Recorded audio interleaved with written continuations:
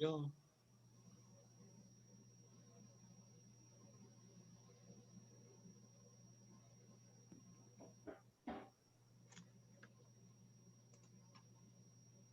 Everybody doing? Yeah, how you doing? Good morning. You should let me Cheers, love. mate. Let me be the one to give you everything you want and need. Baby, good love and protection. Make me a selection. What's up, Chris? You hear that high note? Show you the way love supposed to be. Baby, you should be, whoa. You deserve better, girl. You know you deserve it. Oh, here we go. Boss man's in here.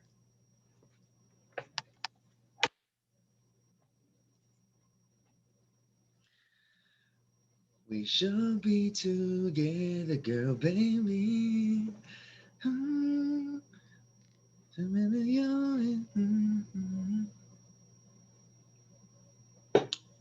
What's up, Oak Money? Oaks Money, same thing.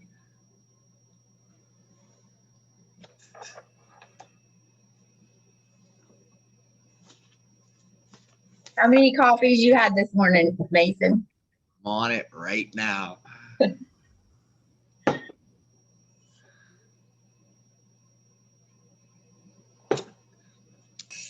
There we go. What's up, guys? I hear Mason singing in the morning. I thought you got on a little late. I was listening to you sing, man. I was enjoying it.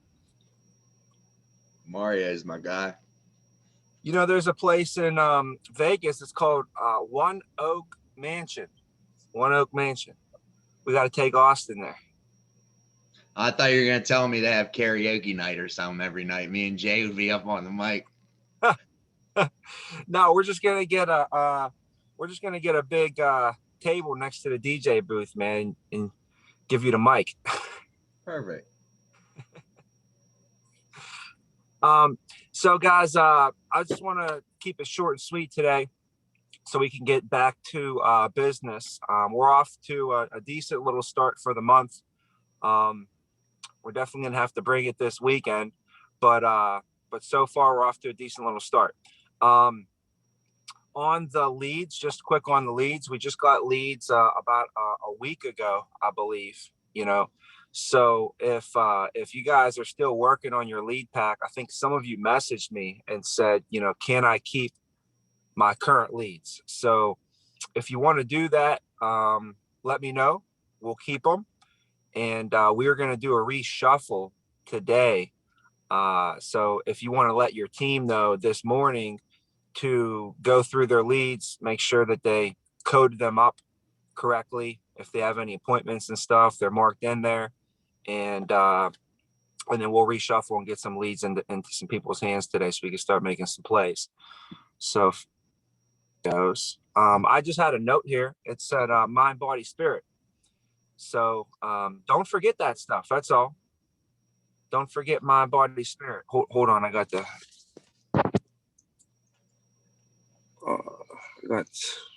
a text message this person. I'm sorry about this. T, are you closing today, or what do they got you doing now, running around? That's what I'm waiting for. I'm sitting here. Hopefully we get the word. Trying to have my toots in the pool. Yeah, I can't wait to have you guys over. I might just come over, jump in early. What are you gonna do? Yell at me? You gonna fire me, Tommy? All right. Okay, so there we go. I handled that real quick. So, you know, mind, body, spirit, it goes a long way. And I remember, you know, Ashley said, I think multiple times over the last few weeks about how it has helped her. So we have our number one producer, you know, who's had big months, and then she had not big months. So she knows what it's like when she's on top, and she knows what she was doing when she was rocking it. And then she recognized you know, what happened when she wasn't having her best months. And it wasn't really a skill issue with her. It's not like she just magically forgot how to close, you know. And she figured it was her, the mind, body, spirit, and a lot of it to the spirit. So every morning, you know, I try and post the Proverbs. I try and make sure that I wake up and I give thanks for what I got, and it makes my day so much better. And I notice with my kids, even if I could in the morning instill some thankfulness in them, just be thankful we have an opportunity today. Be thankful that we have an opportunity to get this new home. You know, be thankful, Tommy, you get an opportunity to go play with your friends after at school. Yesterday, he had a field day. You know, so just reminding people of like, and that's why we drove out here to Chicago so he could have his field day with his friends. So we drove out Tuesday night. But just in the morning, man, if you could just take some time and give some thanks, it makes your day go a lot better. And then before you go to bed, if you can just give some thanks, it just sets everything up for success, I feel like. But you know, with the mind, body, spirit, let me see if I could get this window down a little bit in here. Hold on one second.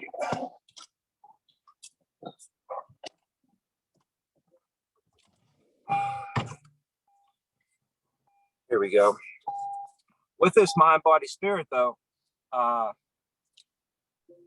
it's going to help you clear your mind out. It's going to help you clear your nerves out. It helps you de-stress, helps you sleep better. You would think that if you worked out, it would drain your energy, but it actually gives you more energy. Things in motion stay in motion. And this business is up and down and all the way around. And if we're not grounded at some stage of the game, it's going to pull you way over here. It'll pull you way over there. Your emotions can get the best of you. So we could just practice having those good habits. I just know I've seen it physically happen. And then, you know, guys, you know, Aaron Donald, guys know Aaron Donald, he was the defensive player of the year in the NFL. The #1 defensive end. He's from Pittsburgh, actually. So I'm glad I get to talk to him.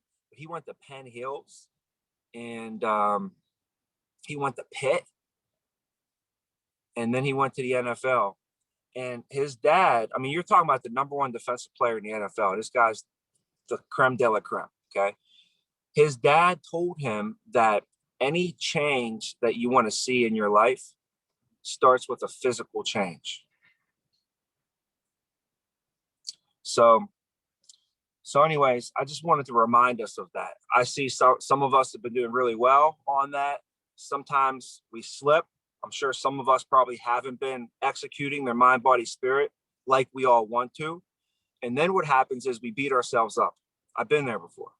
I used to tell myself, you got to get up and work out this morning. But I'd be in the field till, like, you guys are at the office, and that's great. You might be at the office till 10 or 11. But then you got a little ride home. Imagine if you're an hour and a half away and you're in a home till 11 o'clock.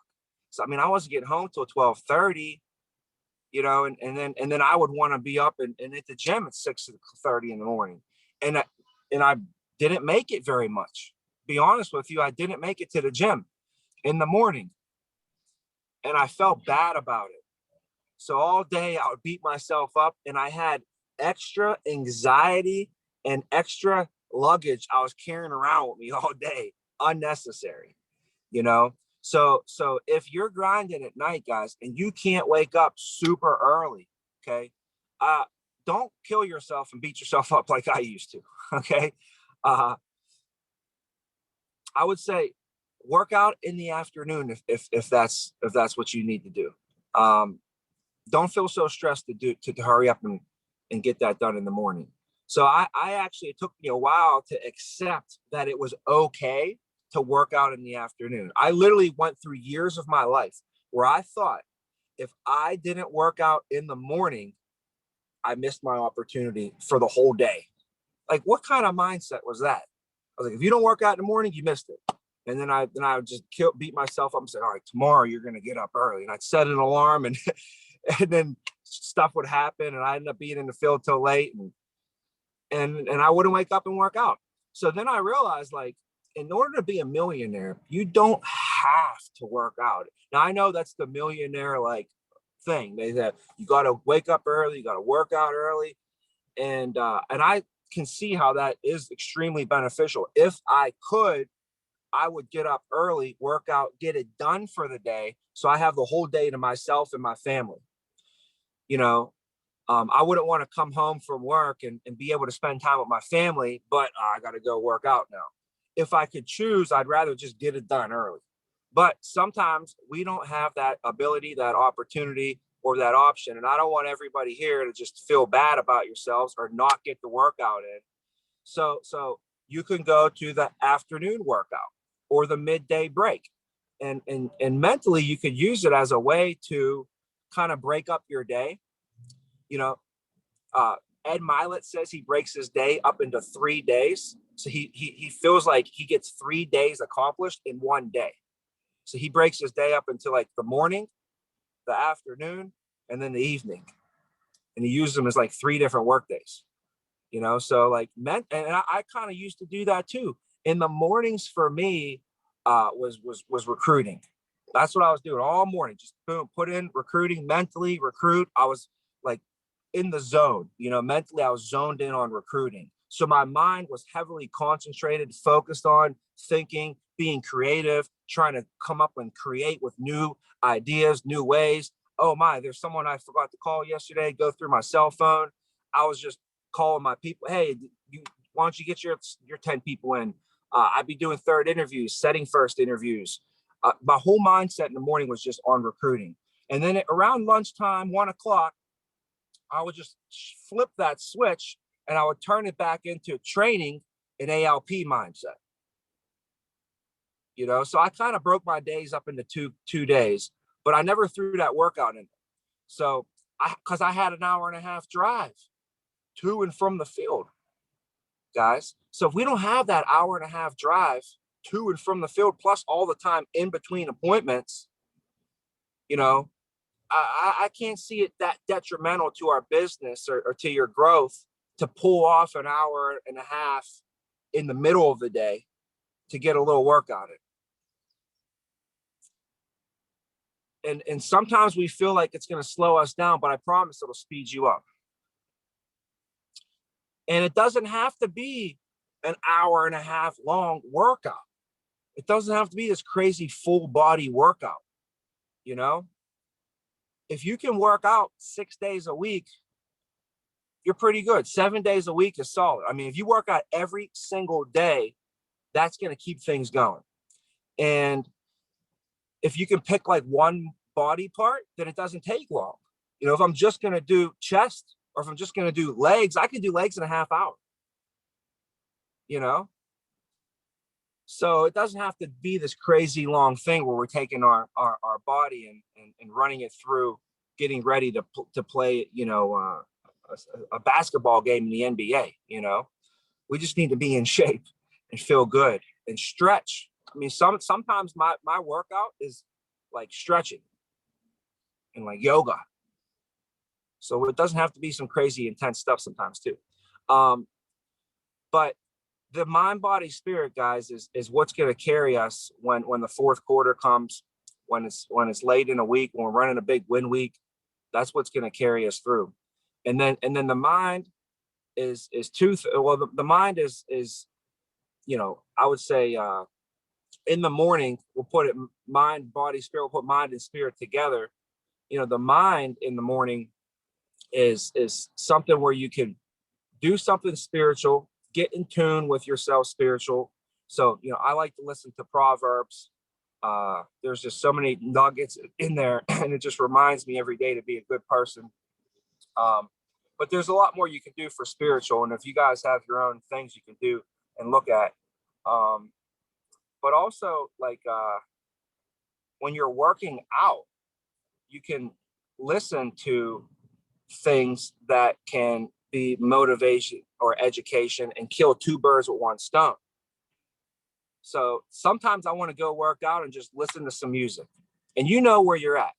They recommend that when you work out to listen to music at a high volume and at a high pace. So high volume, fast paced music, you know, and if you listen to that really loud and then you shut your music off completely and go silent, it triggers your brain.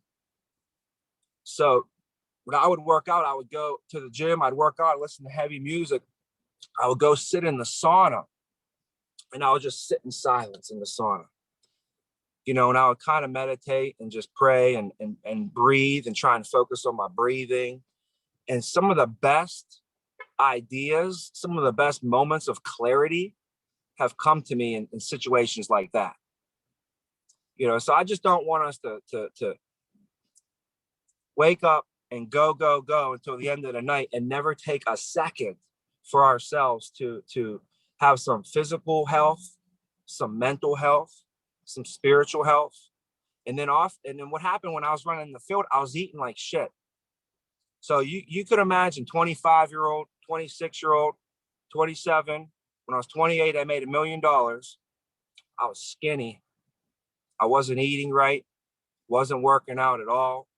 I didn't have time for it. Honestly, I didn't. There was no time. Not to make $1 million in 4 years. You know what I mean? Like, that's what I did. I went to work and 4 years later, I made $1 million in a year. That didn't happen off of taking time off, and it just didn't. So I don't want you guys to have to go through what I went through. You know, in your first 4 years, you become a millionaire, but you look in a mirror and you're skinny, out of shape, haven't been eating right. You know, the only thing I was doing was keeping my mental sharp enough because I was still doing mind and listening and stuff like that. But we didn't have the ability when I started where YouTube wasn't prevalent on cell phones. I know this is crazy to think about, guys, but for my first 2 years, I had a BlackBerry. I made $250,000 my second year with a BlackBerry. You know, I don't know if you even know what a BlackBerry is, okay? But there was no apps. There's no apps. There was no Instagram. There's no Facebook. There's no YouTube, you know? So on our team, this is a funny joke. We had like half of my team had BlackBerries and half of my team had iPhones. So it was like this team BlackBerry versus team iPhone. And eventually team iPhone overpowered us and I caved in and I went iPhone and now I'm a big fan, obviously.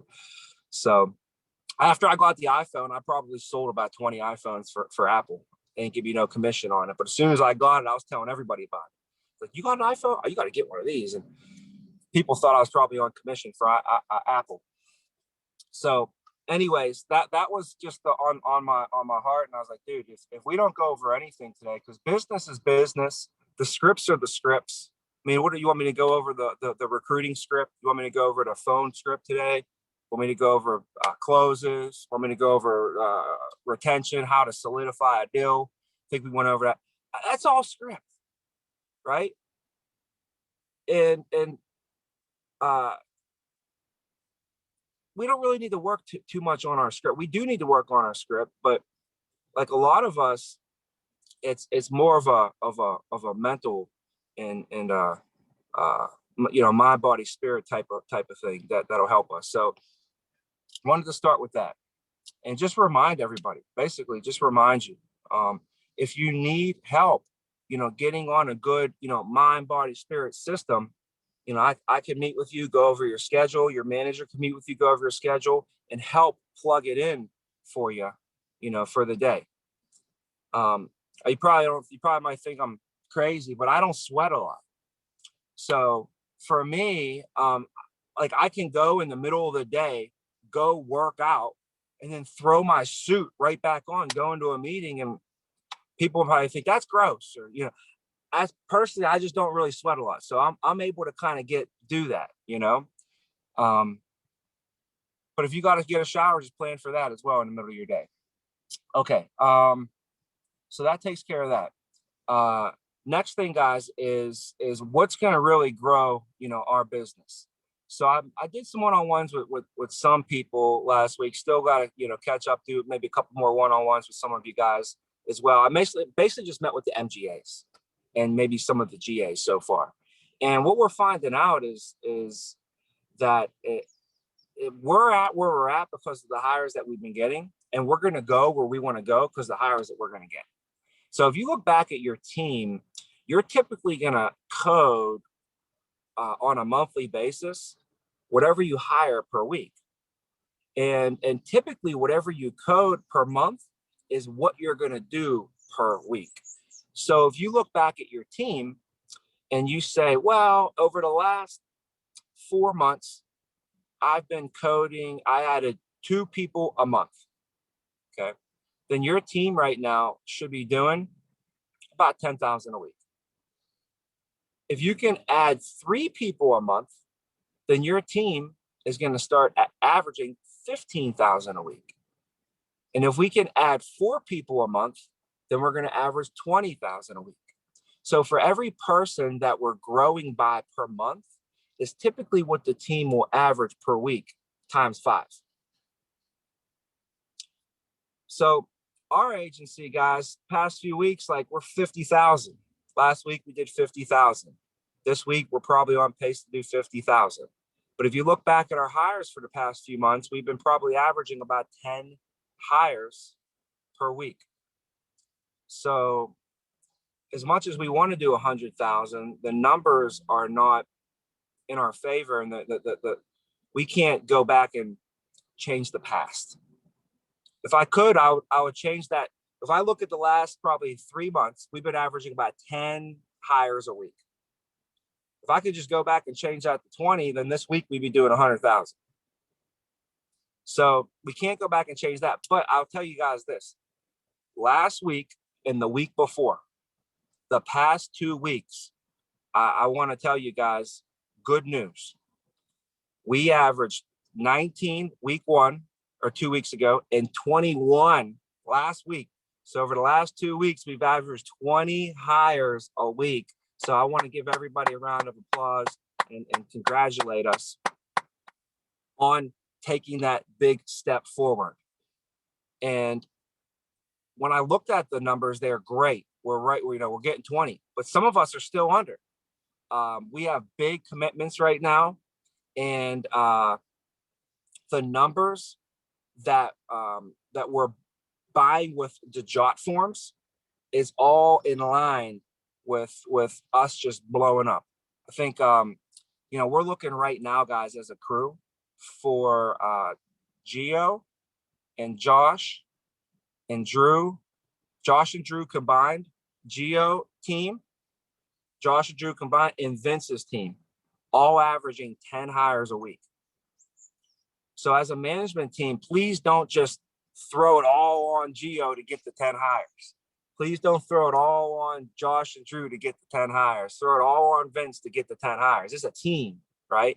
So as a management team, everybody should be involved in this and interested in it, you know, and on a daily basis, kind of obsessed with this. Like, hey, Vince, I know we're supposed to be at 10. Today's Wednesday. Where are we at so far?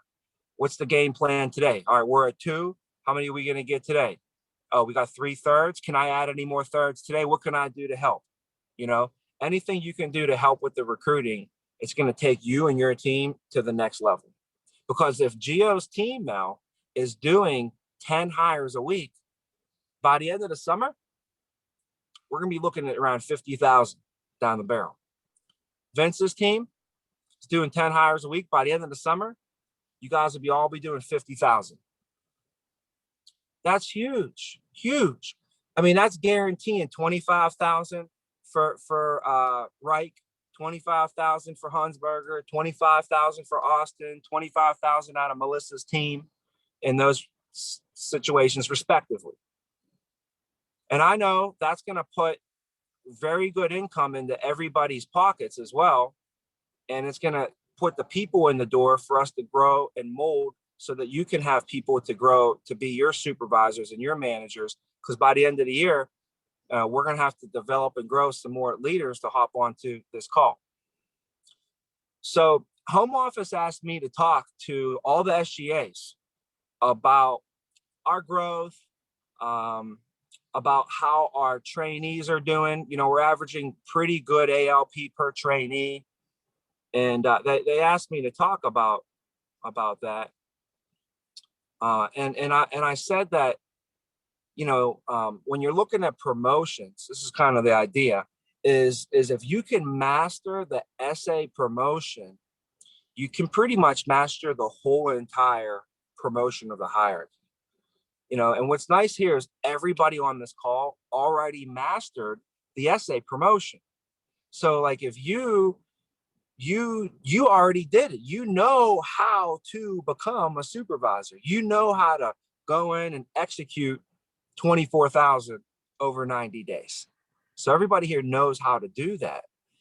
So now we have to be masters of teaching our people how to do the exact same thing. Now, if somebody came in the door and they're in training and let's say they trained in May, they got released here in June, we could look at June, July, August, and put together, you know, a 3-month game plan for them to achieve that promotion. And if I got some superstars, I might even make it a more aggressive game plan. I'll say, all right, instead of doing 8 June, 8 July, and 8 August, why don't we do 12 and 12? Why don't we do 10 and 14? We'll ramp it up. And you look at the weeks, look at the months. If it's a 5-week month and a 4-week month, maybe take advantage of that 5-week month. Coach them up on how to do that. And worst case, 2-3 months, they work, they hit their numbers. Maybe they missed. Maybe 3 months go by and they're at 15,000 over 3 months. Then you're gonna have to coach them up on how you're gonna hit it in the 4th month, and then coach them up how they're gonna hit it in the 5th month. Until they hit it, we just keep coaching them up, coaching them up, coaching them up until they hit that number. So that's a pretty easy job. It's basically you just take 24,000 and add it up. So it's not crazy math for us to do, not very complicated. But now the thing is, when you're a supervisor, if you can teach your agents how to become a supervisor, then you can become the manager. And now you and your supervisor that you just promoted can train together. I remember when I was a supervisor, I had to pretty much do all the training by myself. I didn't have much support. My MGA was a POS. I'll just be honest with you. He wasn't a policy owner service. All right. My MGA was far from a good person. Okay. Talk about lying, cheating, and stealing, and like having no ethics, no morals. That was my MGA. So I made it. You know, sometimes people will say, oh, you know, you ever hear the story about the alcoholic father and the 2 brothers? Everybody heard that, right? 2 brothers are growing up that had an alcoholic father, right? So when they got older, one of the brothers was really successful and the other brother ended up being an alcoholic bum. So they asked the alcoholic bum, they said, how come you're not successful? He said, because my dad was an alcoholic. And then you go to the successful brother. You say, hey, you're very successful. How come you're successful? He said, because my dad was an alcoholic. Right? So sometimes you get a great parent, sometimes you don't get a great parent.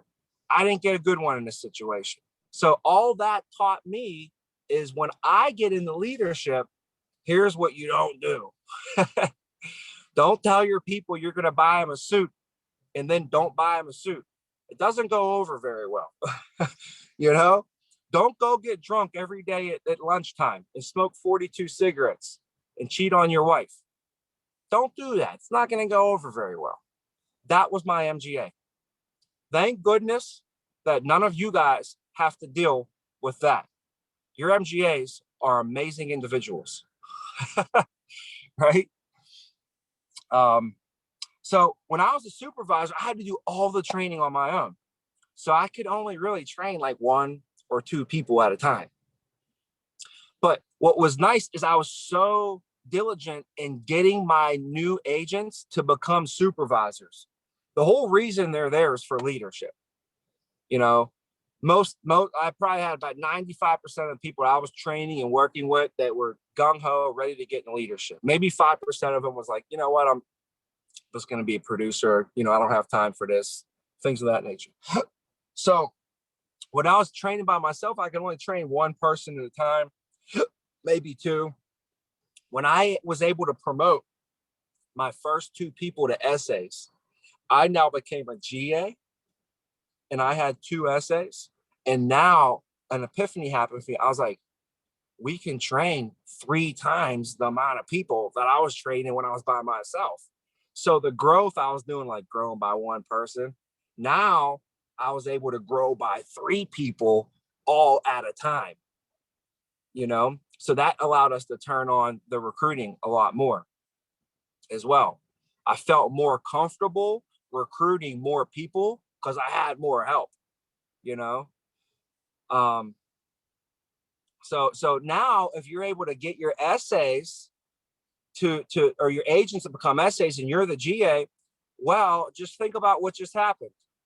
You know, your agents just learned how to become an essay, and you just taught your agents how to become essays.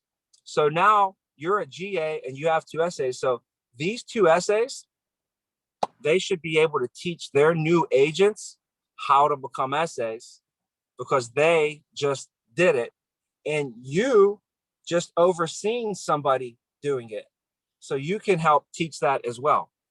So there's a lot of firepower there to make that happen.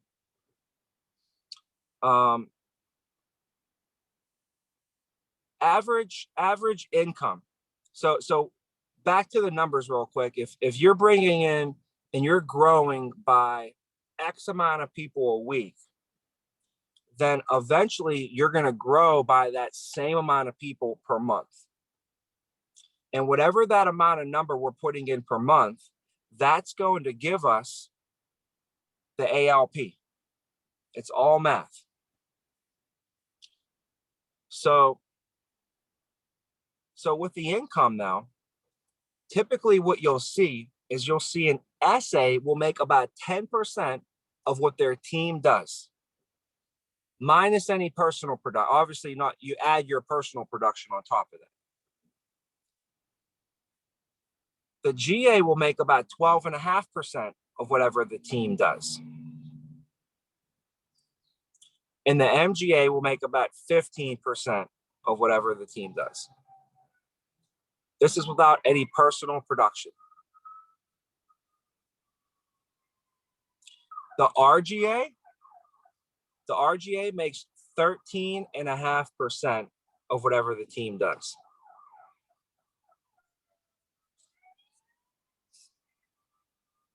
So here's the cool thing is if an SA, a GA, and an MGA can combine their powers together and recruit together as a team, we can everybody can put in minimal amounts of money and maximize the results together. The one person that don't have to put in for recruiting is the RGA. That's the benefit of becoming an RGA. When you become an RGA, you get to make 13.5% and no more putting into the recruiting anymore. So that's one of the cool things when you become like an RGA there. And become an RGA is you just promote an MGA. Just promote somebody to an MGA. So so we went over last week with a lot of us, you know, the game plan, the one-on-ones, the growth, you know, what's involved in it. If we take a look at, let's say, Vince's team, you know, if Vince, you can get your deal to 50,000 by the end of the summer here, which is just 10 hires a week. That's it. Just sit in your office, hire 10 a week, and it'll happen. You know, Vince will be making 15%, so he's making $7,500 a week, you know, which is $375,000 a year. The GAs will be making 12.5% of 25 grand. So you'll be looking at about 3250 in income. So you're making about 3250 in income a week without any personal production. And then the essays, like let's say Reich was making 25,000 a week in ALP. He's making 3250 a week in income without personal producing. He'll have Faith and Marvin, you know, and each one of those teams are doing about 12,500. Then the essays make about 10% of the team's production. So Faith and Marvin will make, if there's 12,500, they'll be making about $1,250 a week in that situation. And that's if it was all split that way. So just give you an idea of the money. Now, in order for Faith to make $12,000 or $1,250 a week, in order for her to be doing that type of production, she's going to have to be adding 2 people a month. Marvin would have to add 2 people a month. Reich would have to be adding, in order for his team to be doing 25,000, he would have to be adding about 5 people a month. Well, if Faith is adding 2 and Marvin's adding 2, then Reich just needs to add 1, and there's your 5. Right? And then if we look for Hunsberger, Hunsberger, you would have to have, we'd have to have Dalton add 2, Steve Ellis to add 2 a month, and Pat to add 2 people per month, and Hunsberger's team is going to be adding 6 per month, and you should be doing 25 to 30,000 per week. That should be 30,000 per week right there for you. And that's without Hunsberger even adding any personal codes to himself. So for Vince, Vince, if you just make sure that, you help lead your guys and we just make sure we plug these numbers in. We got to plug the numbers in. Plug these numbers in. Just add 2 people per month for Faith, add 2 people per month for Marvin, have Reich add 1 person for himself, and do the same thing for your essays for Pat, for Dalton, and for Steven.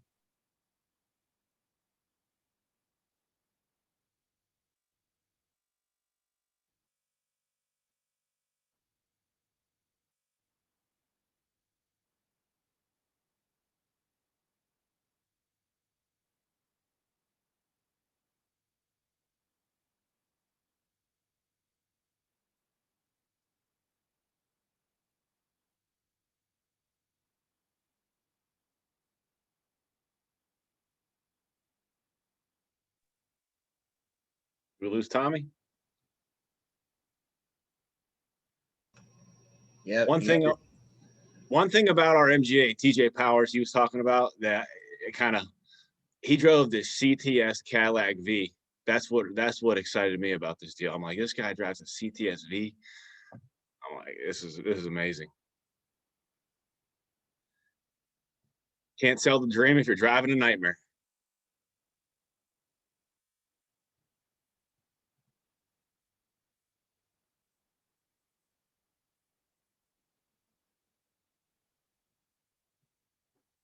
I'll hop back on. Casey, you could sell the dream if you're Freddy Krueger. On Elm Street.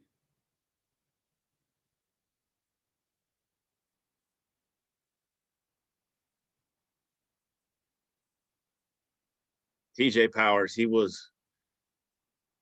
just had so much energy, and the CTSV were the 2 things that kind of made him have decent MGA and having great players. He had me, Tommy, Matt Dowlis, and I think TJ ended up being went to be an SGA for a bit in Kentucky,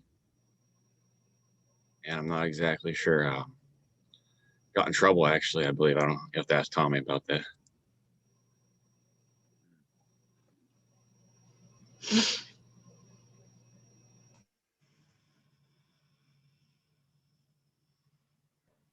We got Tommy. Wow, guys, my phone just shut off. Could you hear me at all or no? Okay, it just completely just died. I was telling him about TJ Powers CTSV. Oh gosh, yeah.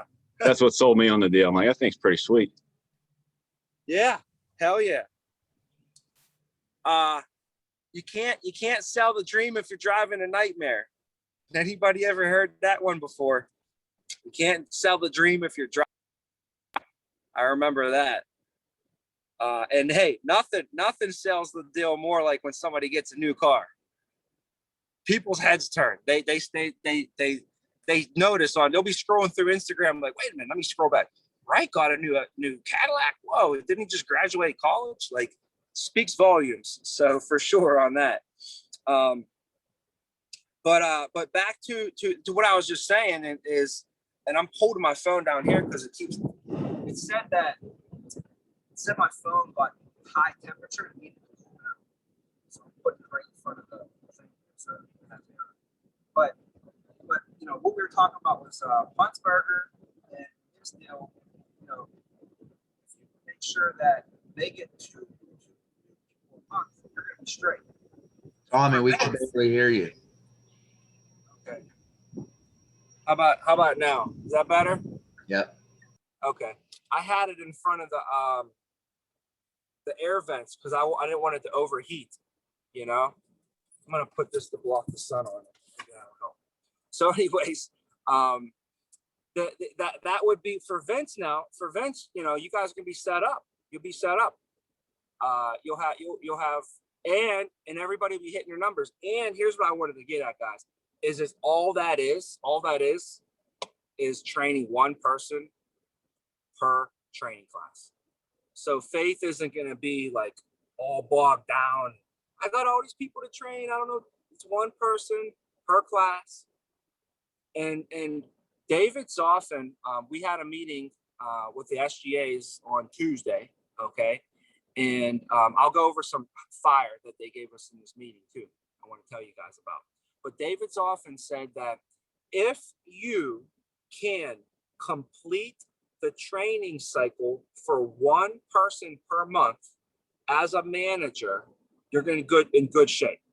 So he said, as a leader, you need to make sure that each person on your team, each leader on your team completes the training cycle with one new person per month, minimum. And he said, I promise you, if you just do that at the very least, you're going to grow a successful organization. Now, for us, might not grow as fast as we want, but that's a for sure guarantee, like minimums. So you never want to fall below that. So you never want to get into a situation when you're in leadership and a month goes by and you end up not training anybody, right? That's almost like a waste. Like, what did we do? So completing the training cycle with one new trainee per month will guarantee you'll be cruising. You're growing. You're doing a good job. But for us to grow like we want to, I'd switch that to training one person per training class. So that would be 2 people per month. So we'd have to hire about 2 people per week. Now, to get 2 hires per week is you do so many different ways to get these 2 hires per week. But, you know, for me, I would start with the easiest way to do it would just be get yourself 8 jot forms. Get 8 jot forms, you got 2 hires, forget about it. And you could go back to work. You could go work out. You could go to lunch. You know, you could take your team to eat. You don't got to sit there and pound recruiting. You don't have to make no recruiting phone calls. You don't have to do no first interviews. You don't have to run any groups, right? So if you can just kind of, you can almost buy your way to the top. It's kind of crazy the way it's set up right now. It wasn't always like this, I promise you. It's still capitalist. You know, this is a capitalist country, capitalism, and this business is capitalism. So, hey, if Christina can grow her deal faster, her deal's going to grow. It's capitalism. So if she's able to put more time, invest more, be more efficient, Go out there, find a couple more personals and blow her deal up. That's more power to you, you know. But to and it's capitalism. So like if she ended up getting inheritance from her parents and she ended up putting it in and buying a bunch of recruits and blowing her deal up, it's capitalism. That's what it is. It's what it's all about. You know, if you're able to go to the government and get a loan from the forgiveness loan that they gave last year, you know, if you go and get one of those forgiveness loans, maybe you get 30 grand in forgiveness loans, you put it into this and blow your deal up. You never got to even pay the money back. It's forgiven, you know? So whatever you can do, that's that you're gonna reap the rewards of whatever you put in. Whatever you put in, you're gonna get back out. Okay. So those are the numbers on the recruiting side and you know what we can be looking at. And if we go into like for Gio's team, you know, we would be looking at, you know, Melissa and Austin doing 25,000 a week. You know, and we could build Marquise and Christina to be doing 10 to 15,000 a week each. And Ryan would be the essay. So Ryan, you would be doing like on Austin's team, you're only essay. So if Austin's doing 25, that 25 will be running right through you too, man. So we got 25,000 running through Ryan. There's $2,500 a week before he even meets any clients or submits an application himself. So they're making 2,500 a week already. And then Austin will be making like 3,200 a week off of that situation. Melissa's making 3,200 a week. Christina and Marquise, they're making 1,500, 1,000 to 1,500 a week. Depends on how, you know, where you're at on that. But before we even submit any business. So talk about building a base salary. Everybody wants to have a base salary, you know. Well, we can literally go build our own base salary, which is pretty cool. So now after a year, you have your team built, and what they're bringing you, they're doing 20,000 a week, 15,000 a week. So you know you're making a good 1,500 to $2,000 a week or something off of your team after a year. So what's that? That's a base salary of 75 grand off of our team. Plus, you should be getting residual income because now we're in our second year.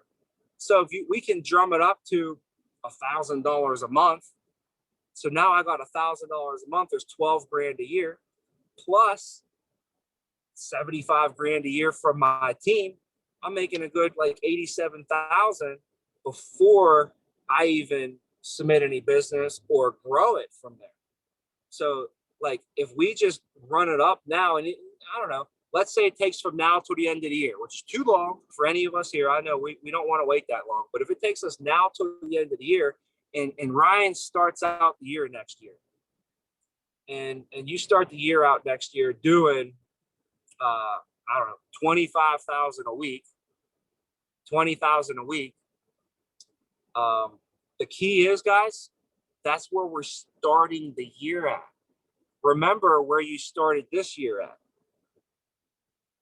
I think when Ryan started this year, he was an agent. I don't even know if were you licensed by then? I don't even know if you were even licensed at the beginning of this year.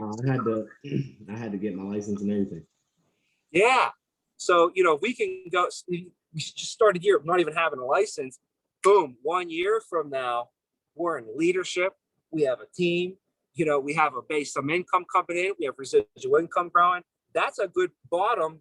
Now that's the bottom. Before, your bottom was down here. Now the bottom is here. Now we can start and grow from there. And every year, my goal is to get myself in a position so that next year I can start out at a good spot. So like this year, you're kind of working to get yourself in position. So on January 1st, you're at, boom, this level, and we're going to grow from there. So everybody should have some goals on where they want to be by January 1st. And if you guys can share those goals and dreams with your managers and with me, I can help game plan all that out, put it in the numbers for us. And guys, man, I went through these numbers yesterday with Elby again, and they're astronomical what happens when we bring personal recruits into the business. So if you hired, let's say Christina ended up, buying 8 jot forms a week, this is going to cost her $320. And she ended up getting 2 hires per week. That's going to cost her $160 a hire, $320. But now those 2 people she hired each bring in 1 person. Okay, 1 person. So her total cost is a total of what did we say it was? Was it 360 or 320? Her total cost was $320. Each code gives us $15,000 in production. So for $320, she ended up getting 4 codes that are each going to do 15,000. 4 times 15 is 60. So how much money would that make her as an SA? We know an SA makes what? 10%. So off of that 60 grand, she would make $6,000 from her investment of 320. That is a 2. What is that? It's a 2,000% rate of return. 2,000% rate of return. So the money will come back for sure. So I just crunched those numbers with some of you guys before. So here's what they went over on the SGA call for the recruiting, guys.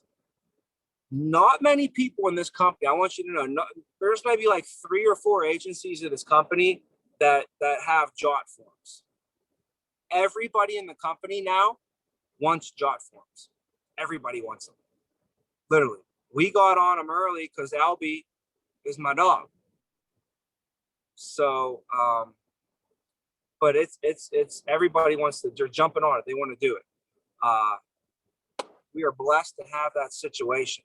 I don't know how long it's going to last. So I would just take advantage of it as much as you can, while it's here. We've been through so many recruiting resources over the years. Some things pop up, they work really well for a while, and then stuff happens. I always had to have the next big thing on deck. So, I would first of all find a resource like Craig's or Career Builder. And I would basically take all my money, all my managers, and we would go hard on Career Builder until we used every single resource in Career Builder. Because you remember, I can only use about a 20-mile radius in the city of Pittsburgh, on North Pittsburgh. I couldn't even go South Pittsburgh, because if you cross the river and I start calling people who live in South Pittsburgh, you have to cross a bridge to get to North Pittsburgh. There's a saying in Pittsburgh that say we don't cross the bridge. Like some people, they wouldn't drive from south to the north. Just didn't happen. So I couldn't even recruit unless it was 20-mile radius of North Pittsburgh. So once we literally called all the career builders that were in that little radius, we were done. So now we're back to square one. Like, what are we going to do now, guys? Well, let's go to Monster. So then we would call Monster, pay them thousands of dollars, and then we would get Monster resumes until that was tapped out. And then we would call another recruiting resource until that one got tapped out, So we're blessed to have these jot forms, and I don't foresee it tapping out. But I would act like it's going to go away one day, and I would have some urgency and just maximize and capitalize on this situation. It's so easy. Remember, you're not paying any money for this stuff. Like, even if Christina paid $320, she's not paying really any money because she's saving so much. How much time do you think she's saving on calling and setting interviews? She don't even have to call and even set the interviews. To get 2 hires, you would typically have to have about 28 interviews set. Do you know how long it would take to set 28 interviews? We set about 2 an hour when we're calling interviews. That would take her 14 hours of calling. Then, after you had them set, Christina typically would have had to show up at the office in a nice suit, dressed all, and from 10 to 11 o'clock, she would have to now interview the people that she just called the set from 10 to 11. And if you were me, at 11 o'clock, you'd run the group as well. So we're talking 6 hours on top of 14 hours of calling. That's 20 hours a week. That's a half a work week for some people. All for her to get 2 hires. Now, all she got to do is just toss up some dough and she's good. $320. Last time I checked, Christina, you're worth $320 an hour. So we're saving you 20 hours. You know, you're almost making money off that. Now, when we bring the people in, then they hire. We're able to get them to give us personals. So that hire cost me $160, but I ended up getting that hire to bring in 1 personal. So that hire is going to make $750. I'm going to make $250. So now I'm plus $90 on the hire. I just made $90 in order to get that hire. The company used to do it where if your new agent brought in a personal recruit within the first 90 days, your new agent gets $750. $250 would go to the MGA because they wanted the MGA to really incentivize and really coach their new people up to be successful, because the company statistics show that you're highly successful when you bring personal recruits into the business. So they thought the MGA might be the best person to incentivize for that. Well, they actually switched it. They're trying to change it up a little bit. And they're actually going to take that $250, instead of giving it to the MGA, they're going to give it to the direct upline manager of that person. So what I would do is, if, you know, let's say it was Christina. Let's say Christina was training someone. You know, if I was Christina, I would make sure that they got their starting 10 done.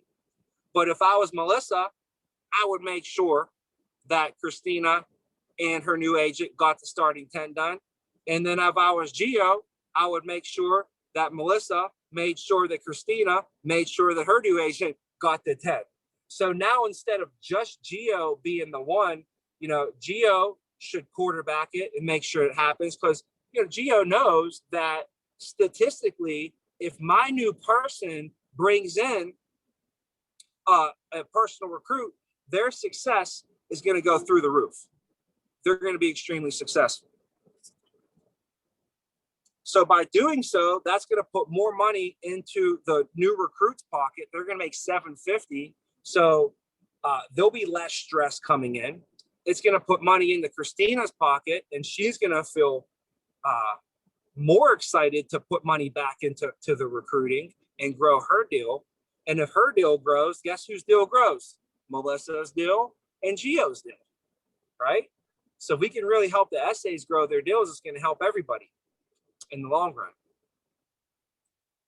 So here's what they went over on the SGA call, though, and we can kind of break after this. I don't want to keep you guys too long, but I still got like a bunch of stuff I can go over, but I'm going to keep it short. So we had a gentleman who is blowing it up with personal recruiting in his agency, and here's one thing that they're doing is, and he didn't want to give us this secret, but we got it out of him. Okay, what he did is he went around all the colleges in his local area. He's in Indiana. And he went to the athletic departments and found out all the seniors that played sports. He got a roster of all the sports teams: football, basketball, baseball, hockey, girls softball, all that stuff. So he got a roster for all of them, and so he did some research. Okay, then found out of that roster who are the seniors, who are the ones that just graduated, and who are the ones that are about to graduate. Then he found out their Instagram and social media names, and they DM them on social media. I thought it was pretty genius. Thought it's a little bit of work involved, but that's some good detective work and smart.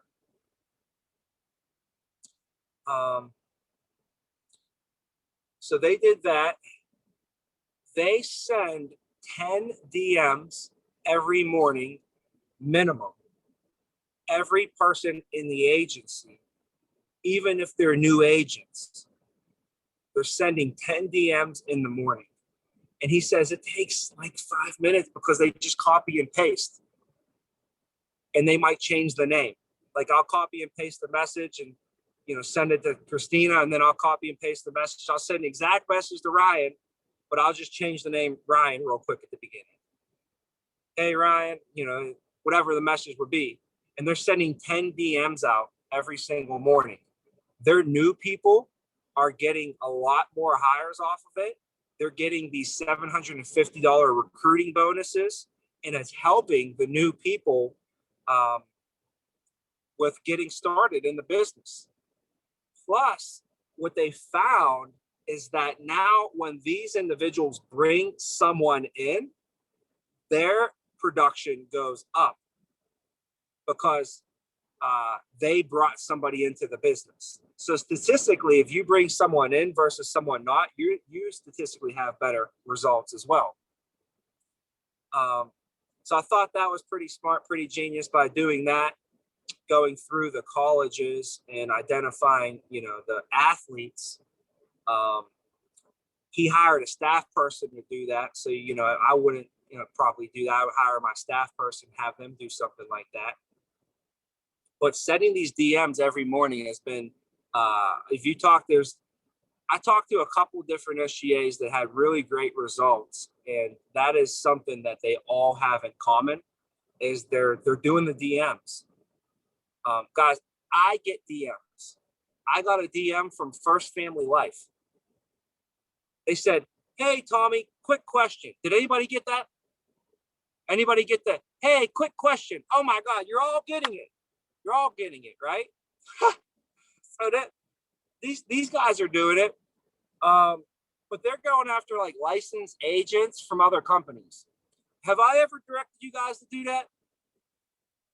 No, never once in my whole career have I sat down and devised a game plan on how we're going to recruit other agents from other companies. Never once in my life was that like our game plan. I don't roll like that. We don't need that. And if you guys ever saw, what's that classic movie, The Boiler Room? Anybody ever see The Boiler Room with Ben Affleck? Right? If you haven't, it's such a classic, man. He walks in the room and he's like, is anybody here licensed? And the one guy's like, oh yeah, I have a Series 7. What's he tell that guy? He's like, get the F out of here. Get out. We don't hire agents. We train agents, So, if we have, I'm not like that. If, we're not like that. If we have a licensed agent, we're not going to tell them to get out, obviously. We have a licensed agent and they want to do the deal. We're going to help them. But that's not our MO. And I'll be honest with you guys, statistically, agents from other companies typically don't really even do that well here, because they got a lot of bad habits.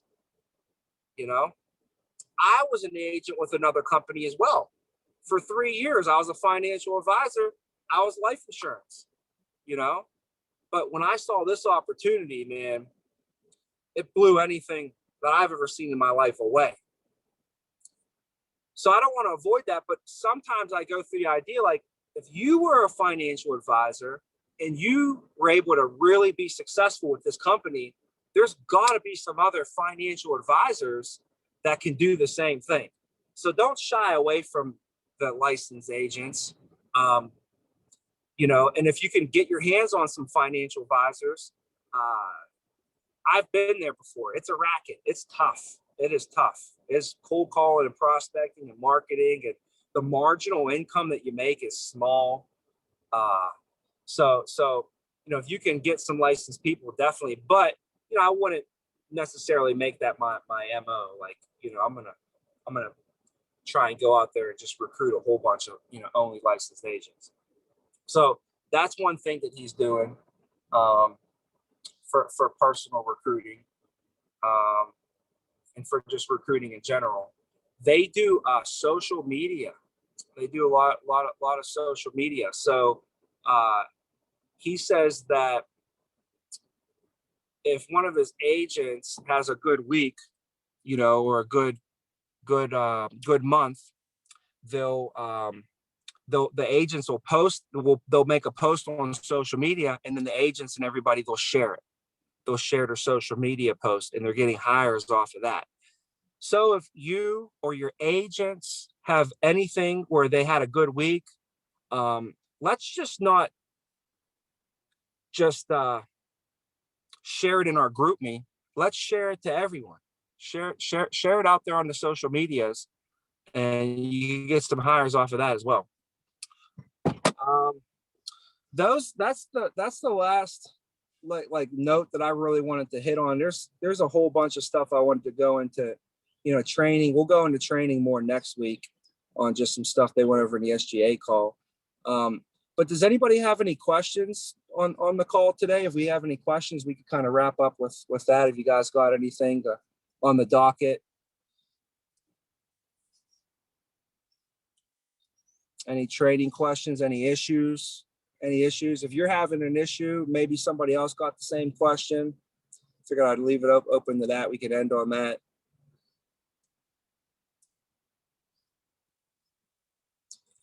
Well, guys, if not, I'm still homeless. So I'm staying at the Courtyard Marriott here, and we're supposed to go to the closing here. Like, I'm waiting on a text message right now. So I'm seriously just waiting to drive right up the street. And I've been waiting for 2 weeks though on this message to come through. So soon as I can close on the house, I'll be able to get settled in and get back to being organized again. But all my stuff is in storage. The only clothing I have is what was in my suitcase when I went to Cancun. So I've been living off of my Cancun suitcase for the last few weeks, staying in hotels and in my mom's house back in Pittsburgh because my lease was up here. So it's been absolutely crazy, you know. But I'm hoping to be moved in here, you know, over this next week or so. And if you want to plan for it, guys, we're gonna have a 4th of July party at our house. Our neighborhood does a huge fireworks display. So you guys are definitely all invited, and that'll be that Saturday. So you can plan on that.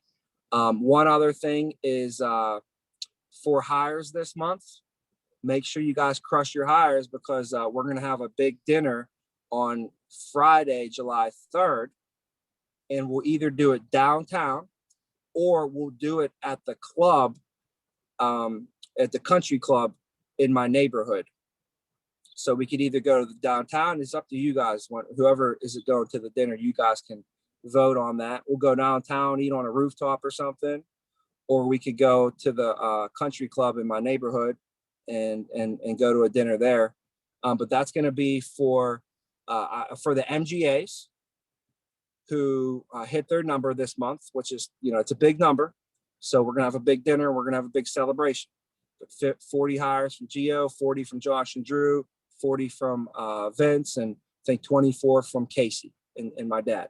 So those are your numbers. Get behind them, because like I told them, if you have some managers that really step it up and help with the hires this month, bring them to the dinner as well.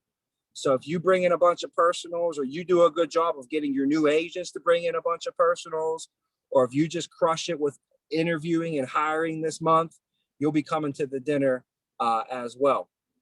And then the last question I have is, I want to have some breakfast sent over to you guys this morning.